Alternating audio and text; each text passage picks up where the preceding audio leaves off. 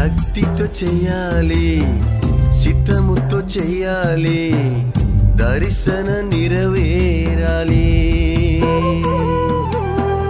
శక్తితో చెయ్యాలి, చిత్తముతో చెయ్యాలి, దర్శన నెరవేరాలి. సేవా యేసుని సేవా, సేవా యేసుని సేవా. శక్తితో చెయ్యాలి, చిత్తముతో చెయ్యాలి, దర్శన నెరవేరాలి.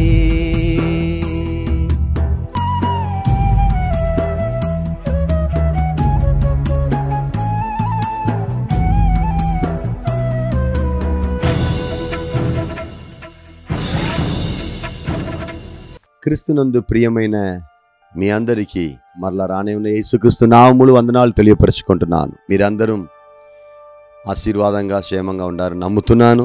ఈరోజు మనము గొప్ప సేవకులు, గొప్ప మిషనరీ గురించి, ఒక ఉన్నత స్థాయిలో దేవుని కొరకు వెలిగించబడిన సేవకుల గురించి మనం చూడబోతున్నాము. ఆయన పేరు రిచర్డ్ ఉమ్బ్రాంట్. ఆయన పుట్టినది 1909లో, ఆయన మరణించినది 2001 ఫిబ్రవరి 17లో. ప్రియమైన దేవుని బిడ్డలారా, మీరందరూ ఈయన పుస్తకం తప్పకుండా మీరు చదవాలి. హోమ్ బుక్ స్టాల్లో ఉంటుంది, బిఎస్ఎల్లో ఉంటుంది, లేకపోతే బైబిల్ సొసైటీలో, ఎవెంజలికల్, ఎక్కడెక్కడ దేవుని యొక్క పుస్తకం చాలా ఉన్నదో అక్కడల్లా ఇది దొరుకుతుంది. రిచర్డ్ ఉమ్బ్రాంట్ గురించి మీరు అధికంగా చదవండి. నేను కూడా చాలా ఆయన గురించి చాలా చదివి మధ్యలో మీ విషయాన్ని పంచుకోబోతున్నాను. హల్లెలూయా. ఇక్కడ రష్యాలో రుమానియా అనే యూదా కుటుంబంలో జన్మించిన ఒక యూదుడు. స్టాలిన్ పరిపాలన చేసిన కాలములో స్టాలినే అందరం దేవుడుగా, స్టాలిన్ చెప్పినదే కరెక్ట్గా, వాళ్ళు కమ్యూనిస్టమే స్తోత్ర ఆ దేశం అంతా వ్యాపించాలని పాస్టర్స్, సేవకులు, సేవలో ఉన్నవారు అందరినూ వెదకి చంపేవారు. వెదకి చంపిన కాలం అది. ఆ కాలంలో క్రైస్తవు లేదన్న చెప్పిన కాలం. కానీ ఈ టైంలో రిచర్డ్ ఉమ్బ్రాంట్ భార్య చెప్పారు, మీరు ఈ కాలములో దిగాలి, యేసుక్రీస్తే నిజ దేవుడని చెప్పాలని. ఈ విషయం భార్య చెప్పినప్పుడు రిచర్డ్ ఉమ్బ్రాంట్ చెప్పారంట, నేను ఇప్పుడు మాత్రం ఇలాగ చెప్పి ఉంటే ఏమవుతానంటే, మీకు భర్త లేక ఒకే కొడుకండి, ఆ కొడుకుకి తండ్రి లేక అయిపోతాను అన్నారంట. అప్పుడు స్తోత్రం భార్య చెప్పారు, నీవు ఇంత పిరికితనంగా ఉండి నాకు భర్తగా ఉండడం కంటే మీరు వీరుడుగా 10 రోజులైన యుద్ధ వీరుడుగా యేసే నిజమైన దేవుడమని చెప్పి మీరు మృత్యు చెందడం, చావడం మంచిదని చెప్పి ఆ రిచర్డ్ ఉమ్బ్రాంట్ని ప్రోత్సహించారంట. ఇలాగ రిచర్డ్ ఉమ్బ్రాంట్ ఈ బైబిల్ని పట్టుకొని ఆయన ఏం చేశారు, ప్రకటన చేశారు. యేసే మంచి దేవుడు, యేసే గొప్ప దేవుడు అన్నప్పుడు ఆయన వెదక్కొని రష్యా సైన్యము, స్టాలిన్ సైన్యం అంతా ఆయన వెదకుకొని అరెస్ట్ చేసి చెరసాలలో 14 సంవత్సరంగా చిత్రవద చేశారంట. 14 సంవత్సరంగా చెరసాలలో ఉండి చాలా హింసించారు, చాలా చిత్రవద చేశారు. లైట్ ఉండదు, ఏముండదు. స్తోత్రం. ఆయన రాస్తున్న పుస్తకం, ఆయన మ్యాగజైన్ ఎలాగంటే టార్చర్డ్ ఫర్ క్రైస్ట్ కొరకు ఉపద్రవపడినది గురించి ఆయన రాశారు మ్యాగజైన్. అది మనం చదవలేము. అంత దారుణమైన దేవుని కొరకు ఎంత కష్టాలు, నిందలు, అవమానములు. ఆ రూమ్ అంతా చీకటిగా ఉంటుందంట. కానీ అందులో కమ్యూనిస్టే దేవుడు, స్టాలిన్ చెప్పినదే కరెక్ట్, కమ్యూనిస్టేషన్ good, communism is good, communism is good. అలాగే మాట వినపడితే ఉంటుందంట. ఈయన ఎప్పుడైనా మారుతారా లేదా అని చెప్పి ఆయన స్తోత్రం హింసించేవారు, సాటతో కొట్టేవారు.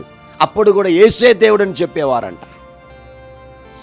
1 కాదు 2 కాదు 14 సంవత్సరాలు ఇలాగ గడిచినప్పుడు ఈయన ఇప్పుడు మారరు రోయ్ అని చెప్పి ఆయన భార్య ఆయన కొడుకు, ఒకే కొడుకు ఆయన కొడుకును తీసుకొని వచ్చి ఆయన ముందే కొట్టి కొట్టి కొట్టి కొట్టి ఇప్పుడైనా యేసుక్రీస్తునే విసర్జించు, యేసుక్రీస్తుని వదిలిపెట్టు, స్టాలిన్ చెప్పున్నది కరెక్ట్ అని చెప్పు అని చెప్పి చిత్రవద చేశారంట. అప్పుడు స్తోత్రం కొడుకు అంతా హింసించబడినది చూసి, చిత్రవరపడినది చూసి కొట్టి కొట్టి కొట్టి కొట్టి తండ్రి ముందు కొడుకు రక్తం కారుతుంది, యవన బిడ్డ చూసి ఈయన అన్నారంట, నేను ఇప్పుడు చెప్పనా బాబు ఎలా కొట్టారు, ఎక్కడెక్కడ క్రిస్టియన్స్ ఉన్నారు, ఎక్కడెక్కడ ఈ రష్యాలో రొమానియాలో ఎక్కడెక్కడ క్రిస్టియన్స్ ఉన్నారు, రహస్యంగా తాకొని ఉన్నారు, వారందరిని ఎక్కడెక్కడ అడ్రస్ చెప్పు అని చెప్పి కొట్టినప్పుడు కూడా ఆయన ఎక్కడ క్రిస్టియన్స్ ఇక్కడ ఉన్నారని చూపు పెట్టలేదు. ఈరోజు మనము కొందరు మతామాదులు చెప్తారు చూడండి, బియ్యం కొరకు, బెడ్షీట్ల కొరకు, ఈ స్తోత్రం బూట ఆహారం కొరకు ఈ యేసుక్రీస్తునే స్వీకరిస్తున్నారని చెప్తున్నారు చూడండి. అట్లా కాలం కాదు ఆ కాలం. ఆయన అన్నారంట, నేను ఎటువంటి పరిస్థితులు ఎక్కడ క్రిస్టియన్ నేనే క్రిస్టియాని, ఎక్కడ నేను చెప్పను, యేసుక్రీస్తు మంచి దేవుడు అని చెప్పుకొని పరిస్థితుల్లో ఆ కుమారుడు కొట్టు కొట్టి రక్తం కారుతుంది, క్షణములో కుమారుని చంపేస్తారు. ఆ టైంలో కొడుకు చెప్పారు, అప్పా ఎక్కడ ఉన్నారని చెప్పొద్దు, నేను ఇదో కొద్దిసేపులో నేను పరలోకరాజ్యం వెళ్ళబోతున్నాను, తండ్రి దగ్గరికి చేర్చుకోపోతున్నాను, అక్కడ నన్ను విసర్జించిన వాడు కొడుకాడా నీ అని చెప్పి నన్ను దేవదూతలు నన్ను యేసుక్రీస్తు అడగకూడదు, వీర మరణం నేను పొందుకున్నాను, కొన్నిసేపులో నేను చనిపోతాను, ఎవరికి చెప్పొద్దు అన్నారంట. కొడుకు హతసాక్షిగా నేను మరణించబోతున్నాను, దేవుని కొరకు నేను నిలబడతాను, చెప్పొద్దు అన్నారంట. కొద్దిసేపులో స్తోత్రం కొడుకు హతసాక్షిగా నిద్రించారు. ఈయన అలాగనే చెరచాల్లో ఉన్నారు. 1 సంవత్సరం కాదు, 2 సంవత్సరం కాదు, 3 సంవత్సరం కాదు, 14 సంవత్సరాలు. ప్రియమైన దేవుని జనాంగమా, ఆయన చెన్నై అలాగే తిరునెల్వేలి వచ్చినప్పుడు ఆయన సాక్ష్యమును పంచుకున్నారు. ప్రియ బ్రదర్ అండ్ సిస్టర్, హల్లెలూయా, ఆయన తన భార్య తన పిల్లలు అందరూ హల్లెలూయా దేవుని కొరకు రక్తసాక్షిగానే ఉన్నారంట.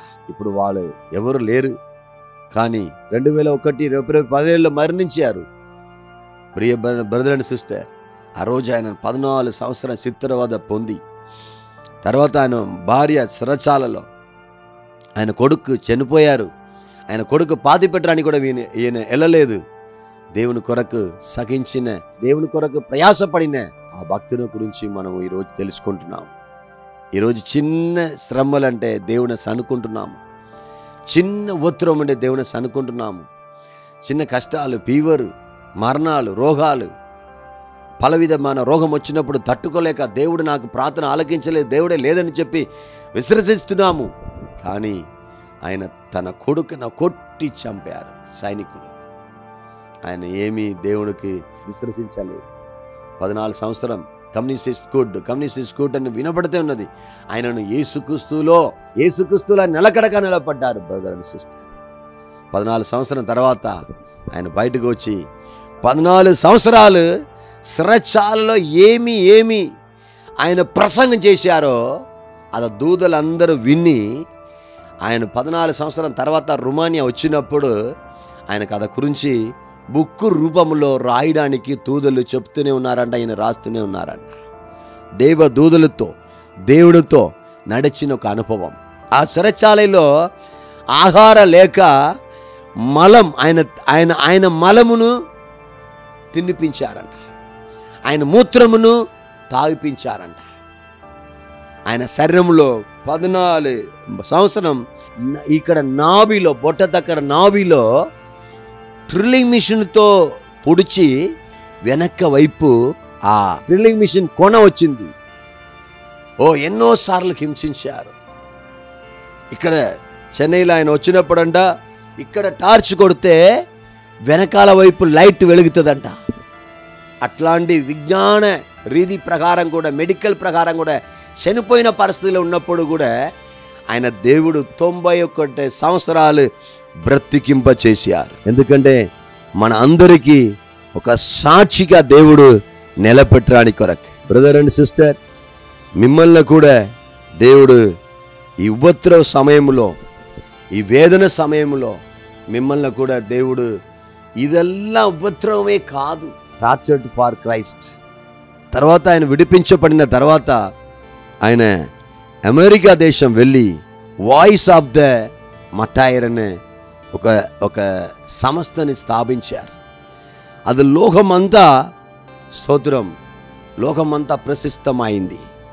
బ్రదర్ అండ్ సిస్టర్, నాస్తికుడైన ఈ రిచర్డ్ ఉంబ్రాండ్ క్రిస్టియన్ వర్క్స్ అనే సేవకుల ద్వారా దేవుడు నమ్ముకొని ఏమండి దేవుని కొరకు ఎంత వైరాగ్యం కలిగి స్తోత్రం 91 సంవత్సరం వరకు జీవించి ఎంత దేవుని సన్నిధిలో వెళ్ళిపోయారు. ఎందుకు చెప్తున్నానంటే మనలో ఎవరికైనా అట్లాంటి తప్పికే దాహం ఉన్నదా?